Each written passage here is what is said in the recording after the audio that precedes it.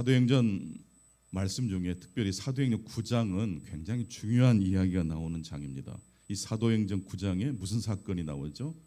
바로 사울이 부활의 주님을 만나서 가던 길을 돌이켜 인생 방향이 바뀌어진 이야기, 그 사건이 기록되어 있는 장이 사도행전 9장입니다.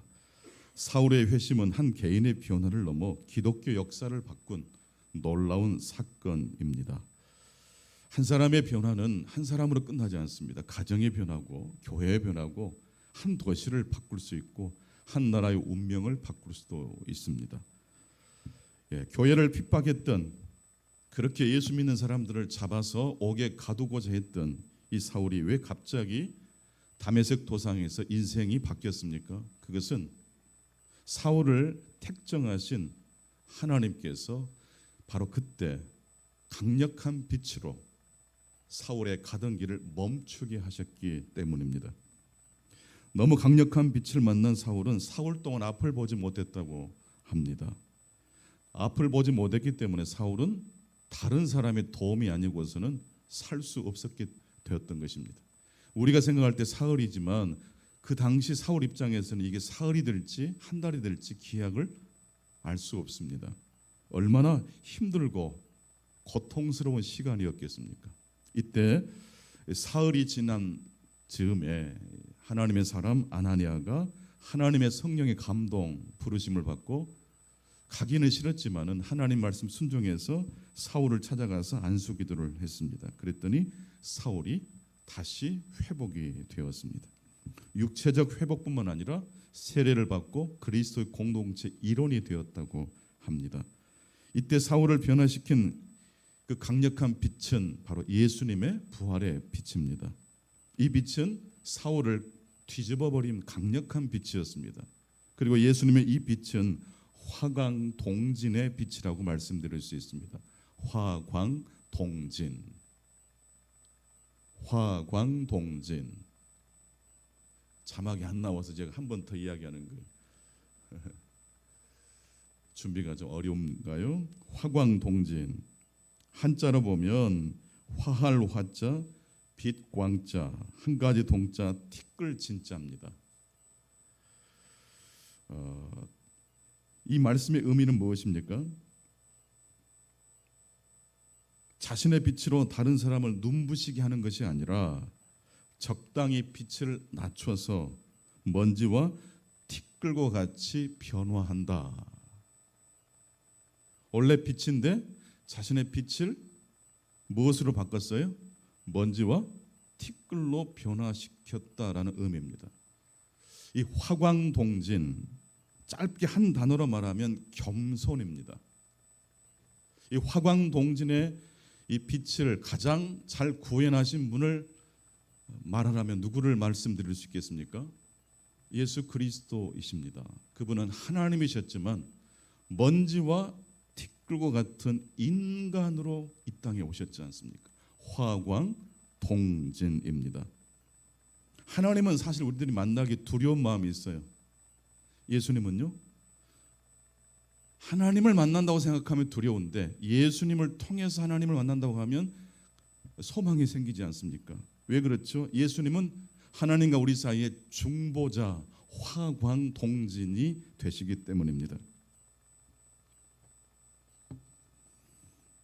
그래서 예수님은 예수 믿는 사람을 잡아 죽였고 핍박했던 사울에게 화광동진으로 오신 겁니다. 강력한 빛이지만 그 빛이 사울을 없앤 게 아니라 사울을 어떻게 했죠? 변화시켰어요. 오늘 본문을 보게 되면 중풍병에서 치유받은 에니아가 등장하고 죽었다가 다시 소생한 다비다라는 여제자가 등장합니다. 두 사람 다 한결같이 화광동진으로 오신 예수 그리스도의 빛을 통해 치유받은 사람들입니다. 예수님의 빛은 세 가지를 뛰어넘는 빛이라고 말씀드릴 수 있습니다. 먼저 지역의 경계를 뛰어넘는 빛이고, 두 번째로 죽음과 질병의 경계를 뛰어넘는 빛입니다. 마지막으로 예수님의 빛은 빈부 귀천을 뛰어넘는 빛입니다. 그리스도인이란 뜻은 그리스도를 따라가는 사람들이라는 뜻입니다. 화강 동진으로 오신 예수님을 우리 그리스도인들은 따라가야 될 사명이 있는 사람들입니다. 자, 베드로 역시 바로 그 빛이신 화강 동진으로 오신 주님을 따라갔습니다. 그렇게 해서 베드로가 나아간 곳이 어디였다고 합니까? 바로 예루살렘을 넘어 유대 지역으로 베드로가 나아가고 있다고 오늘 본문은 말씀하고 있습니다. 첫 번째, 이 시간 우리에게 주신 말씀입니다. 예수님의 빛은 예루살렘을 넘어 어떤 지역으로 나아갔습니까? 유대 지역으로 나아갔습니다. 그래서 베드로 역시 빛 대신 주님을 따라서 예루살렘을 넘어 유대 지역으로 나아갔습니다. 그런데 베드로가 언제 이 예루살렘을 벗어나 유대 지역으로 나아갔다고 말씀하고 있습니까? 사도행전 9장 31절 말씀 보시면 그리하여 온 유대와 갈릴리와 사마리아 교회가 평안하여 든든히 서가고 주를 경외함과 성령의 위로로 진행하여 수가 더 많아졌다라고 말씀하고 있습니다. 언제 베드로가 예루살렘 지경을 넘어서 유대로 나아갔습니까? 교회가 평안해졌을 때입니다. 교회가 부흥했을 때입니다. 안정을 되찾았을 때 안정에 안주하지 않고 변화를 추구했다는 말씀입니다. 그래서 오늘 본문 사도행전 9장 32절에 그때에 베드로가 사방으로 두루 다니다가 룻다에 사는 성도들에게로 내려갔다고 말씀하고 있어요. 그때에 교회가 안정되고 평화를 되찾았을 때, 문제가 사라졌을 때, 평화가 찾아왔을 때 그 평화에 안주하지 않고 움직였다라고 말씀하고 있습니다. 성도 여러분, 언제 여러분들은 변화를 추구하십니까? 지난주에 설교 말씀을 통해서 하나님이 싫어하시는 것이 무엇이고 하나님이 좋아하시는 것이 무엇인지를 생각해 보았습니다. 혹시 기억나십니까? 하나님은 무엇을 좋아하십니까? 변화를 추구하는 걸 좋아하십니다. 하나님은 무엇을 싫어하십니까? 변화에 자기 자신을 맡기지 않고 그것이 좋은 것이든지 잘못된 것이든지 그 자리에 고정되어 있으려고 할 때 하나님이 싫어하신다는 말씀을 드렸습니다. 그래서 신은 어떤 상태를 싫어하신다고 했죠? 가득 찬 상태를 싫어하십니다. 좋은 것으로 가득 차 있는 것, 또 반대로 나쁜 것으로 가득 차 있는 상태. 가득 차 있다는 것은 무엇을 하라는 하나님의 징조로 해석하면 좋습니까? 움직여라, 변화하라. 언제 부부싸움이 난다고요? 힘들 때 싸우잖아요. 또 언제 권태와 위기가 찾아옵니까? 살만할 때. 이럴 때 서로가 서로를 어떻게 다가서야지 문제가 해결될까요? 상대방을 바꾸려고 하면 안 돼요. 내가 변해야 돼요. 그 문제를 해결하면 해결되는 게 아니고 변화를 추구해야 돼요. 서로 마주보는 시간이 아니라 주일날 한 방향, 한 하나님을 마주보는 시간이 회복이 돼야 가정도 사회도 변화될 줄로 믿습니다. 하나님이 이 세상을 통치하시는 본질은 발전이 아니라 변화입니다. 그러므로 이 변화에 자신의 자아를 조화시키는 것이야말로 그리스도인들의 본분입니다. 반대로 죄란 무엇일까요? 이 하나님의 변화에 우리의 자아를 조화시키지 않으려고 하는 경향, 이게 성경에서 말하는 죄입니다. 여러분 지금 이대로가 좋으십니까? 아니면 하나님의 변화에 여러분의 삶을 맡기고 싶으십니까? 지금 이대로가 좋으신 분들은요, 지금 이대로가 좋기 때문에 좋은 것이지만 그 좋음은 영원할까요? 영원하지 않아요. 일본 목사님들은 나이가 차고 은퇴를 해도 젊은 후배 목사님들이 나이 드신 선배 목사님을 존경하고 추종한대요. 왜냐하면 나이가 먹어도 연구하는 걸 놓치지 않기 때문이랍니다. 계속 연구하셔요. 계속 수용하시고 발전하시고 새로운 하나님의 진리를 추구하신대요. 그래서 젊은 목사님들이 나이 드신 목사님들을 존경하고 문제가 생기면 찾아가서 상담한다는 것입니다. 난 여러분들이 늙어도 변화를 추구하시는 하나님과 동행하실 수 있기를 바랍니다. 엄청난 변화가 아닐지라도 넥타이 하나만 바꿔도 변화가 돼요. 잘 살기 위해서 노력하셨다면 이제는 하나님의 변화를 이제는 따라가실 수 있도록 여러분의 신앙을 그렇게 정해 보실 수 있기를 축복합니다. 베드로는 지금 왜 예루살렘을 벗어나 유대 지역으로 나아가고 있습니까? 변화를 원하시는 하나님 말씀에 순종했기 때문입니다. 그렇게 해서 도착한 곳이 루다입니다. 루다는 예루살렘에서 북서쪽으로 약 40km 정도 떨어진 곳입니다. 그곳에는 베드로가 도착해 보니까 8년 동안 중풍병으로 누워 있었던 에니야라는 한 남성이 있었습니다. 이 사람이 예수를 믿는 사람인지 믿지 않는 사람인지 성경은 자세히 설명하고 있지 않습니다. 8년 동안 움직이지 못한 채 누워 있는 이 사람. 오늘 본문 사도행전 9장 33절로 35절을 보니까 거기서 에니야라는 사람을 만남에 그는 중풍병으로 침상 위에 누운 지 8회라. 베드로가 이르되 에니야야 예수 그리스도께서 너를 낫게 하시니 일어나 내 자리를 정돈하라 한데 곧 일어나니 루다와 사론에 사는 사람들이 다 그를 보고 주께 돌아왔다고 말씀하고 있습니다. 특별히 예수 그리스도께서 너를 낫게 하신다. 내가 너를 낫게 하는 게 아니라 누가 낫게 해요? 예수 그리스도가, 진정한 빛이신 예수 그리스도가, 화광동진으로 우리에게 오신 예수 그리스도가 너를 낫게 하실 것이다. 예수님은 8년 동안 중풍병으로 누워 있었던 이 사람에게 나아가셨습니다.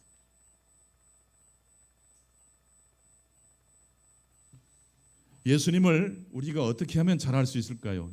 예수님을 잘 공부하면 예수님을 잘할 수 있겠지만 예수님을 더 잘 알기 위해서는 예수님이 누구를 만나 주셨는지를 잘 보면 돼요. 예수님은 어떤 사람을 만나 주십니까? 가장 밑바닥에 있는 사람, 가장 연약한 사람, 8년 동안 움직이지 못한 채 누워 있었던 사람에게 예수님이 찾아가신 거예요. 예수님을 만나기를 원하십니까? 화려한 쪽이 아니라 더 낮고 낮은 쪽으로 한번 여러분의 시선을 바꿔보실 수 있기 바랍니다. 여러분의 가정에 행복이 사라지신 것 같고 평화가 깨진 것처럼 여겨질 때 예수님이 여러분의 가정의 중심 되실 수 있기를 바랍니다. 그러려면요, 예수님이 계신 곳을 향해서 여러분들이 움직여야 돼요. 나만 불행한 줄 알았는데 예수님이 가실 것 같은 그런 가정에 내가 시선을 두니까 우리 가정의 문제보다 더 힘든 가정의 문제를 보니까 순식간에 내 가정의 문제가 없어지진 않았는데 견딜만 하게 돼요. 더 높은 곳에 하나님이 계시겠지만 동시에 하나님은 가장 낮고 낮은 곳에 계신 분이라는 말씀입니다. 물은 낮은 곳으로 흘러가고 빛은 가장 어두운 곳에 임합니다. 그렇게 해서 예수님은 경계를 뛰어넘어 화광동진으로 8년 동안 중풍병으로 누워 있었던 사람에게 찾아가셨습니다. 그리고 더 나아가서 예수님의 빛은 죽음의 자리까지 나아가셨다고 오늘 본문은 말씀하고 계십니다. 두 번째 말씀, 예수님의 빛은 죽음의 자리를 찾아가셨습니다. 동서고금을 막론하고 죽음은 두려움과 단절의 자리입니다. 그래서 죽음은 우리를 두렵게 합니다. 죽음은 가장 우리 인생의 난제입니다. 그런데 오늘 예수님께서는 화광동진으로 오신 예수님께서는 어떤 자리까지 나아가셨습니까? 다비다가 신실한 하나님의 제자였던 다비다가 구제와 선교를 많이 했던 다비다가 그만 병에 걸려 죽었어요. 성도들이 이 다비다를 떠나보낼 수가 없었던 것 같아요. 너무 슬퍼서 잘 씻겨서 다락에 모셔놓고 누구를 청했다고 말씀하고 있습니까? 베드로를 청했어요. 베드로 사도가 와서 이 슬픔의 자리에 오셔서 설교를 해주시든지 장례식을 집례해 주시든지 아니면 하나님의 기적을 위해서 기도해 주시든지 요빠의 성도들이 베드로 사도를 청했던 것입니다.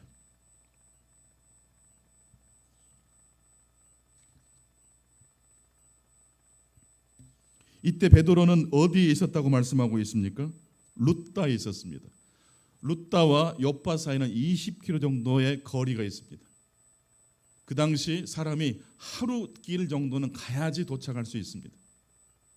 그러니까 이 베드로 사도가 룻다에서 8년 동안 중풍병으로 누워 있었던 사람을 예수 그리스도 이름으로 기적과 치유의 사역을 했다는 이야기를 듣고 요빠의 성도들이 베드로 사도를 청한 거예요. 빨리 와달라고. 하루길을 달려가서 그렇게 해서 베드로 사도가 도착했을 때는 이미 다비다가 죽은 지 며칠째 되는 날이에요? 한 사흘째 정도 되는 날이에요.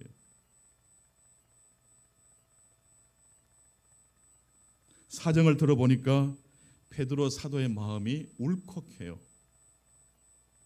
그냥 한 사람의 죽음이 아니에요. 다비다는 특별히 교회 안에 어려운 사람들, 그런 사람들을 끌어안고 그들의 삶을 구체적으로 챙겼던 사람입니다. 속옷과 겉옷을 지어서 과부들에게 주었다고 말씀하고 있어요. 속옷도 필요하지만 겉옷은 일상을 살아가는데 없어서는 안 되는 일용할 필수품이에요. 다비다는 그렇게 어려운 사람들을 다 챙기고 돌보아 줬던 사람입니다. 그렇던 다비다가 병에 걸려서 죽었다고 합니다. 사실 그리스도인의 죽음은 부정적인 것도 아니고 괴로운 일로만 우리들이 해석할 수 없습니다. 그리스도인의 죽음, 계시록에 나와 있죠. 주 안에서 죽는 자들은 복이 있도다. 왜냐하면 로마서 14장 9절 말씀 보게 되면 하나님은 산자의 하나님이 되실 뿐만 아니라 어떤 자의 하나님이세요? 죽은 자의 하나님. 죽음은 가족들과의 이별은 어쩔 수 없는 것이지만 하나님과의 이별은 아니에요. 이게 우리 그리스도인들의 종말관, 부활관입니다. 로마서 14장 몇 절이라고 말씀드렸죠? 9절 말씀을 정말 동그라미 쳐놓으세요. 그래서 말씀을 듣고 그냥 흘려버리지 마시고 두려움이, 죽음이 나에게 두려움으로 다가올 때 펼치셔서 읽어보세요. 고린도전서 15장 부활장과 함께 로마서 14장 9절 말씀을 읽어보세요. 하나님은 산자의 하나님이실 뿐만 아니라 어떤 자의 하나님이요? 죽은 자의 하나님이세요. 사실 죽었다가 다시 살아난다고 해서 그것이 반드시 더 좋은 것도 아닙니다. 하나님이 더 사랑하신다는 증거도 아닙니다. 바울 사도는 빌립보서 말씀을 보게 되면 재판을 받을 때 자신이 죽을 수도 있는 그런 재판을 받고 있으면서 이렇게 고백합니다.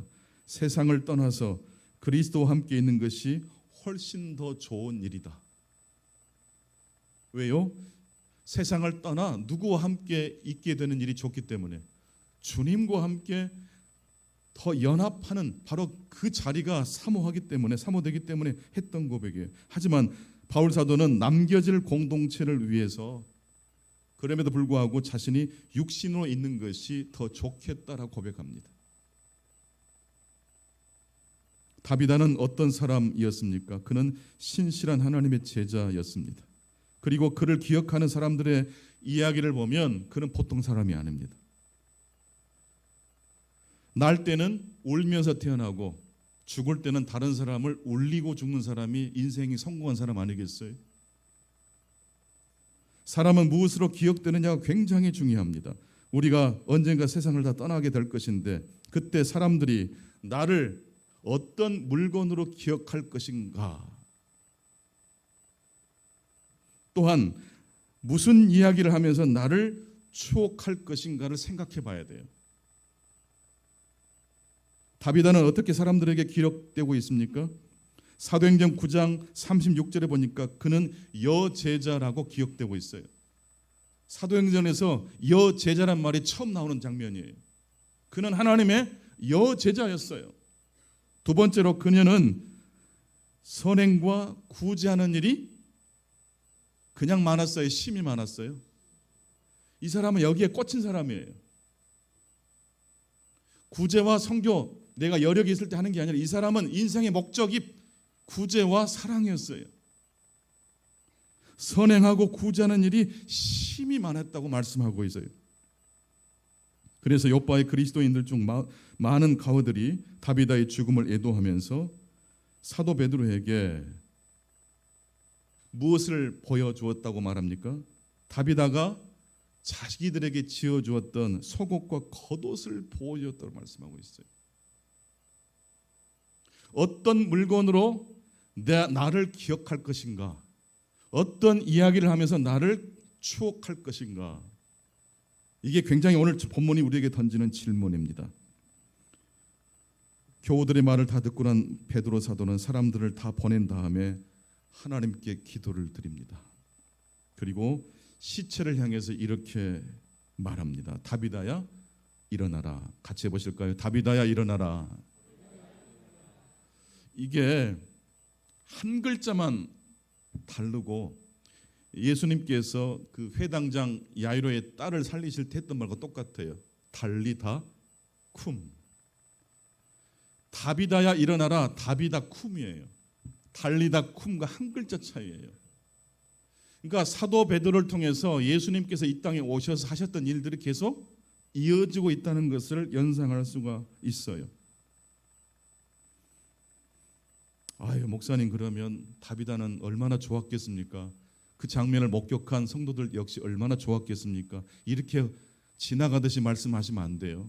여러분이 하나님 앞에 설 때 하나님은 우리 모든 성도들을 향해서 뭐라고 말씀하실까요? 아무개야 일어나라. 아무개야 일어나라. 쿰이라는 말씀, 우리 이름 뒤에 쿰이라고 집어넣으실 거예요. 이재현 쿰, 이금조 쿰.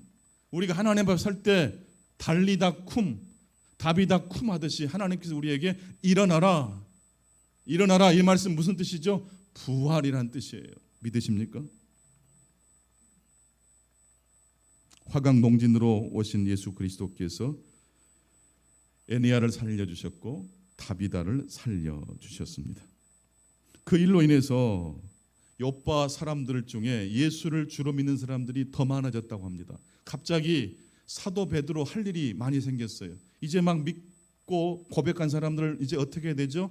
세례도 줘야 되고 양육도 해야 되잖아요. 그래서 일정이 없던, 계획이 없던 일을 하게 돼요. 욥바에서 더 머물게 됐어요. 그래서 베드로 사도가 머문 가정이 어떤 가정이라고 말씀하고 있습니까? 자, 오늘 본문 마지막 절 43절 시작. 베드로가 욥바에 여러 날 있어 시몬이라 하는 무두장의 집에서 머무니라. 원래 베드로의 이름이 뭐죠? 시몬이잖아요. 갈대라는 이름의 뜻. 시몬이 시몬의 집에 유후하고 있어요. 근데 시몬의 집은 어떤 직업의 시몬이었죠? 무두장이라는 이 직업은 가죽을 다루는 그런 직업이에요.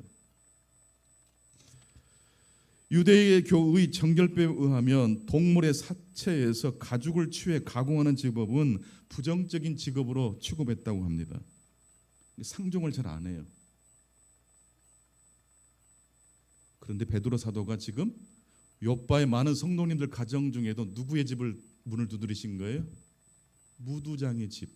가장 낮고 낮은, 사람들이 가까이 하기 싫어하는 성도의 집으로 일부러 찾아간 거예요.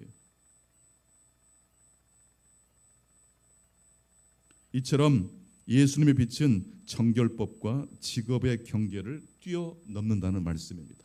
오늘 세 번째 하나님께서 이 아침 주신 메시지입니다. 예수님의 빛은 정결법과 직업의 경계를 뛰어넘는 빛입니다. 저는 가수 인순이 씨를 참 좋아합니다. 가창력이 참 좋기 때문이기도 하지만 특별히 그분의 서사 이야기가 좋기 때문입니다. 빌 클린턴 미국 대통령이 우리나라를 방문했을 때 한미교류 협회 주관으로 세종문화회관에서 특별 음악회가 있었습니다. 이때 한국 측 대표로 인순이 씨와 조영남 씨가 나갔고 미국 측 대표로는 로버 클린턴이라는 가수가 출연했다고 합니다.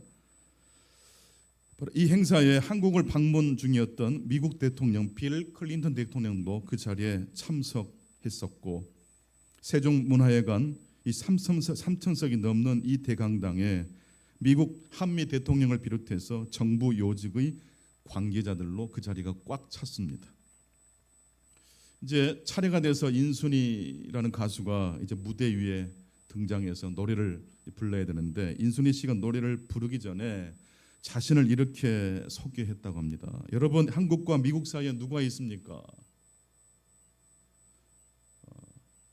인순이가 있지 않습니까? 그 앞에 어떤 가수가 어떤 공연을 했는지 다 잊어버릴 정도로 인순이 씨의 이 한마디가 좌중의 박수와 환호를 끌어 모았습니다. 미국과 한국 사이에 누가 있어요? 인순이가 있잖아요. 아버지는 미국인, 엄마는 한국 사람. 혼혈. 우리와 같은 박수가 터졌습니다. 한국과 미국의 혼혈로 태어난 인순이 씨는 세상의 편견을 그렇게 뛰어넘었습니다. 아니요. 세상이 자신에게 위로해주고 격려해주기 전에 먼저 자기 자신이 그 차별의 장벽을 뛰어넘었던 겁니다. 사람들이 나에게 뭐라고 손가락질하기 전에 먼저 자신 스스로가 당당한 가수로 한국과 미국 사이의 가교 역할하는 그러한 사람으로 자기의 정체성을 새롭게 해버린 거예요. 어떻게 이렇게 할 수 있었을까?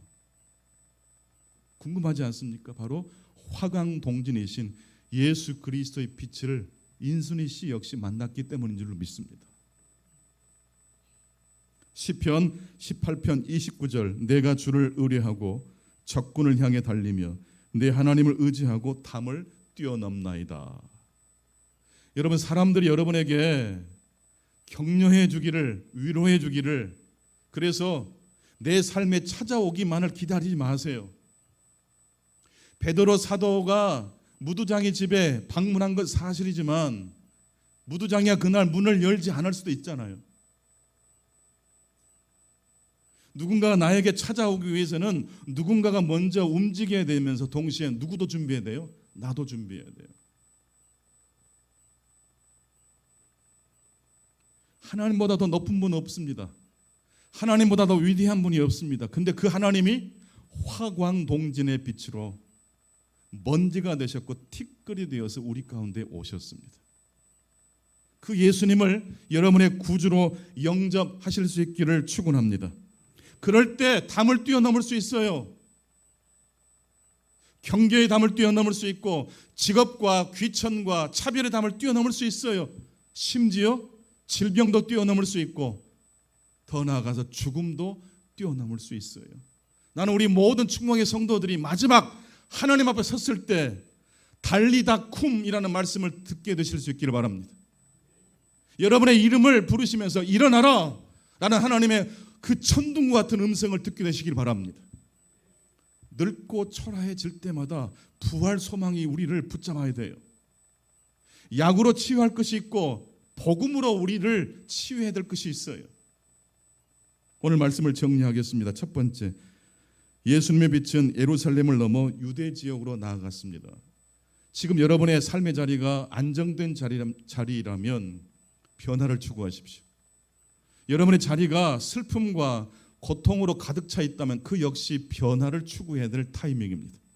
두 번째, 예수님의 빛은 죽음의 자리까지 나아간 빛입니다. 기독교는 죽음을 터부시하지 않은 종교입니다. 그래서 목사는 임종하는 자리 달려갑니다. 장례 집례를 손을 걷어붙이고 달려갑니다. 왜요? 죽음은 부정한 것이 아니에요. 죽음은 하나님께로 나아가는 마지막 관문이기도 하기 때문이에요. 마지막 세 번째, 화광동진으로 오신 예수님의 빛은 정결법과 직업의 경계를 뛰어넘는 빛이었습니다. 누군가가 여러분에게 우유를 건너기 전에 먼저 복음으로 위로를 받게 되시기를 바랍니다. 빛을 만난 사람은요 패배자가 될 수가 없어요. 왜냐하면 예수 그리스도는 어떤 빛으로 오셨기 때문일까요? 화광 통진으로 오신 분이시기 때문입니다. 오늘도 하나님의 축복이 함께 하시기를 축원합니다. 하나님 아버지 감사합니다. 저희들이 무엇이건데 저희들을 자녀 삼아 주셨습니까? 예수 믿고 거듭나 이제는 세상의 가치관이 아닌 하나님 나라의 빛으로 우리의 삶을 덮어주시고 화광동진의 빛으로 오신 주님을 뒤따르게 해주신 것 감사합니다. 아직은 우리의 심장이 뛰고 호흡이 있을 때 선교의 사명을 감당할 수 있게 하시고 다비다처럼 최선을 다해서 어려운 자들을 살필 수 있는 자 되게 도와주옵소서. 먼 훗날 우리의 자녀들이 우리의 성도들이 나를 기억할 때 어떤 물건으로 기억할 것인가, 어떤 이야기로 나를 기억할 것인가를 기억하고 생각하고 지금부터 우리 인생의 플랜을 계획하고 실행해 나갈 수 있도록 도와주옵소서. 존귀하신 예수 그리스도 이름으로 기도하옵나이다. 아멘. 다 같이 일어나셔서 봉헌 찬송하시면서 봉헌하겠습니다.